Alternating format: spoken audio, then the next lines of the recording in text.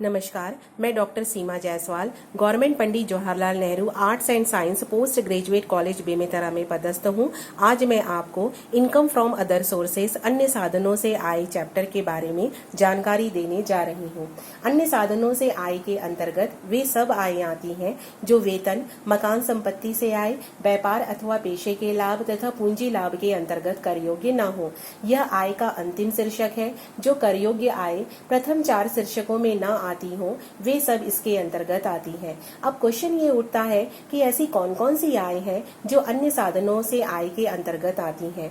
तो उसी की डिटेल जो है हम आगे आपको देने जा रहे हैं कि अन्य साधनों से आय में कौन कौन सी आय आती हैं। सबसे पहली आय जो है वो है अंशों पर लाभांश। भारतीय कंपनी के अंशों पर लाभांश कर मुक्त होता है, लेकिन यदि भारतीय कंपनियों के अंशों पर लाभांश कुल मिलाकर 10 लाख रुपए से अधिक का लाभांश प्राप्त होता है तो अधिक की राशि कुल आय में शामिल कर ली जाती है और कर की गणना करते समय इस पर 10% की दर से कर लगाया जाता है। विदेशी कंपनियों के अंशों पर लाभांश एवं सहकारी समिति से प्राप्त लाभांश पूर्णतः कर योग्य होता है। दूसरी आय है यूनिटों से आय। यूनिट ट्रस्ट ऑफ इंडिया एवं अन्य म्यूचुअल फंड के यूनिटों पर प्राप्त आय जो होती है वो पूर्णतः कर मुक्त होती है।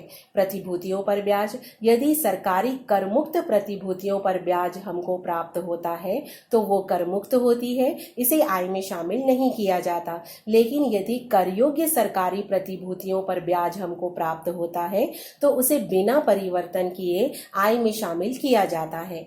कर मुक्त अर्ध सरकारी प्रतिभूतियों या व्यापारिक प्रतिभूतियों पर अगर हमें ब्याज प्राप्त होता है तो उसे हमेशा सकल बना करके आय में शामिल करते हैं और सकल 100/90 करके किया जाता है। कर योग्य सामान्य व्यापारिक प्रतिभूतियों पर ब्याज की राशि अगर दी होती है तो उसे हमेशा सकल बनाया जाता है और यदि मूलधन एवं दर दिया जाता है तो ब्याज की राशि लिखी जाती है। यदि कंपनी के ऋण पत्रों का शुद्ध ब्याज प्राप्त होता है और ऋण पत्रों पर ब्याज यदि 5,000 रुपए से अधिक हो तो 100/90 करके हम सकल बना करके आय में शामिल करते हैं। नेक्स्ट जो इनकम है वो है बैंक ब्याज। यदि बैंक के स्थायी जमा पर हमें कोई ब्याज मिलता है और ब्याज की राशि 10,000 रुपए या इससे कम है तो राशि जो है वो शामिल कर ली जाती है। लेकिन यदि बैंक ब्याज की राशि 10,000 रुपए से अधिक है और शुद्ध दी हुई है तो उसे 100/90 करके सकल बनाया जाता है। अन्य ब्याज, यदि कंपनी जमा या फॉर्म पर जमा पर ब्याज की राशि 5,000 रुपए से अधिक हो और शुद्ध दी हो तो 100/90 करके सकल बना करके आय में शामिल करते हैं। पोस्ट ऑफिस जमाओं पर ब्याज, पोस्ट ऑफिस बचत खाते पर जमा पर यदि हमें कोई ब्याज प्राप्त होता है तो व्यक्तिगत खाता है तो 3,500 रुपए और संयुक्त खाता है तो 7,000 रुपए तक ब्याज कर मुक्त होता है और इससे अधिक राशि जो होती है वो कर योग्य होती है। पोस्ट ऑफिस संचयी सावधि जमा या स्थायी जमा पर ब्याज जो होता है वो कर मुक्त होता है। नेक्स्ट जो इनकम है वो लॉटरी, घुड़दौड़, कार्ड गेम, टीवी प्रतियोगिता के इनाम आदि हैं। यदि हमें लॉटरी, घुड़दौड़, टीवी शो आदि में जीती गई राशि 10,000 रुपए से अधिक है और शुद्ध दी गई है तो 100/70 करके सकल बना करके आय में हम शामिल करते हैं। उप किराएदार से आय, यदि किराए से लिए गए मकान को पुनः किराए पर देने से आय जो होती है वो निम्नलिखित तरीके से कर योग्य होती है। उप किराएदार से प्राप्त किराया, इसमें हम माइनस कर देते हैं पुनः किराए से दिए गए हिस्से का किराया चुकाया और व्यय को, तो जो भी राशि आती है वो कर योग्य होती है। पारिवारिक पेंशन, कर्मचारी की विधवा या आश्रितों को अगर कोई पारिवारिक पेंशन प्राप्त होता है तो पेंशन की राशि का 1/3 भाग या अधिकतम 15,000 रुपए जो कम हो घटाकर शेष राशि कर योग्य होती है। 50,000 रुपए से अधिक के उपहार, निकट के रिश्तेदारों से किसी भी अवसर पर प्राप्त उपहार जो होते हैं वो कर मुक्त होंगे, लेकिन विवाह के अवसर पर रिश्तेदारों, मित्रों या अन्य व्यक्तियों पर प्राप्त उपहार जो होते हैं वो कर मुक्त होंगे। उसी तरह से इसके अलावा अन्य व्यक्तियों से वर्ष भर में 50,000 रुपए से अधिक के उपहार मिले हो तो संपूर्ण राशि कर योग्य होती है, और 50,000 रुपए से कम हो तो कोई भी राशि कर योग्य नहीं होगी।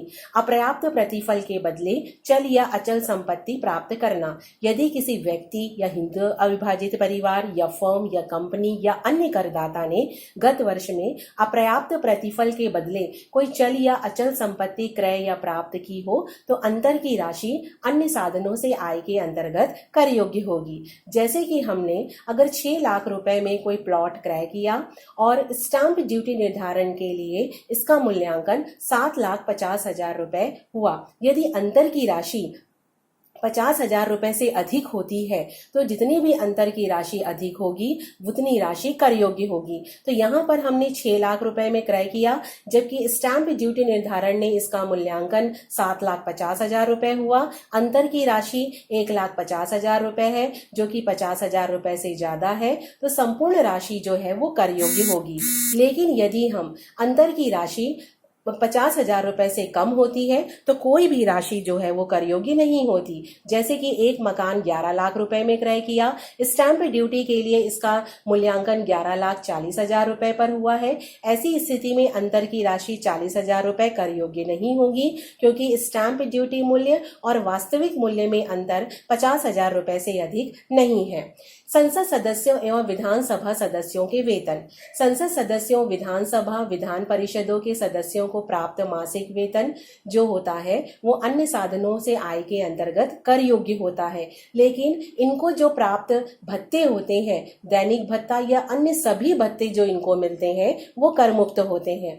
विधानसभा या विधान परिषदों के सदस्यों को प्राप्त दैनिक भत्ते एवं निर्वाचन क्षेत्र भत्ता ही कर मुक्त होता है। इसके अलावा अन्य भत्ते जो होते हैं वो कर योग्य होंगे। तीसरा नेक्स्ट पॉइंट जो है वो अवयस्क की आय। अगर अवयस्क को कोई आय प्राप्त होती है तो उसके माता या पिता की आय में शामिल होती है। यह आय माता या पिता की आय में शामिल होगी जिसकी भी आय अधिक होती है। यदि किसी व्यक्ति की आय में उसके अवयस्क बच्चों की आय शामिल हो तो ऐसे व्यक्ति को प्रत्येक ऐसे अवयस्क बच्चे के लिए 1,500 रुपए तक छूट मिलती है। राष्ट्रीय बचत पत्र प्रमाण पत्र 8 का निर्गमन। राष्ट्रीय बचत प्रमाण पत्रों में विनियोग करने में एक तरफ तो अर्जित ब्याज की आय अन्य साधनों से आय शीर्षक में शामिल होती है, तो दूसरी तरफ सकल कुल आय में से गत वर्ष में विनियोग की गई राशि एवं पूर्व में क्रय किए गए प्रमाण पत्रों पर अर्जित ब्याज की धारा 80C के अंतर्गत कटौती मिलती है। क्रिकेट खिलाड़ियों की आय। भारत में खेले गए टेस्ट मैचों के संबंध में प्राप्त आय का 25% भाग जो होता है वो कर योग्य होता है, और शेष 75% भाग जो है वो खिलाड़ियों को व्यय के रूप में मान्य होता है और उस पर कोई भी कर नहीं लगता। भारत में खेले गए अन्य मैचों के संबंध में भी बोर्ड से प्राप्त राशि का कोई भी भाग जो है वो कर योग्य नहीं होता, लेकिन भारत के बाहर खेले गए मैचों के संबंध में प्राप्त आय का 50% भाग ही कर योग्य होता है और शेष राशि जो है वो व्यय मानी जाती है। अन्य आय भी कुछ इस तरह से, इन सब के अलावा अन्य आय जैसे रॉयल्टी की आय है, संचालक शुल्क है, पट्टे की संपत्ति से आय है, मशीन प्लांट फर्नीचर आदि को किराए देने से आय है, परीक्षा में परीक्षक के रूप में प्राप्त पारिश्रमिक की आय है, विदेशी कृषि भूमि से प्राप्त आय है।